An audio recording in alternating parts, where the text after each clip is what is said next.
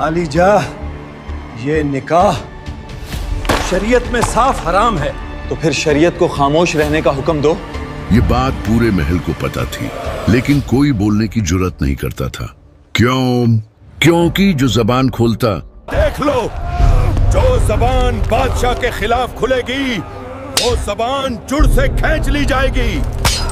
महल के बड़े बड़े सरदार, दरबारी और मजहबी रहनुमा तक बादशाह की खुशनुदी के लिए खामोश थे।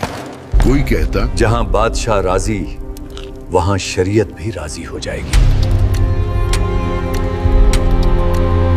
हजरत यहया अलैहिस्सलाम वो बगैर किसी खौफ के बादशाह के दरबार में पहुंचे। ऐ बादशाह, ये निकाह नाजायज है, बातिल है और अल्लाह के गजब को भड़काने वाला है। फिर उसके चेहरे पर गुस्सा छा गया, मगर बादशाह उनके सामने बोल न पाया।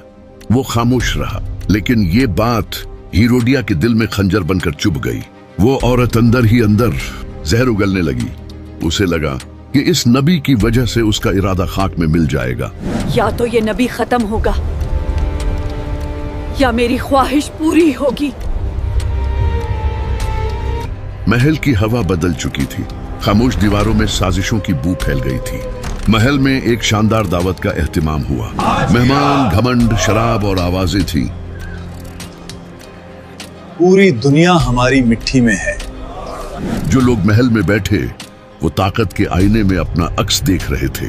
कहानियों और बाज रिवायात के मुताबिक बादशाह उस वक्त गलबा, हिजरत और शहवत की हालत में था।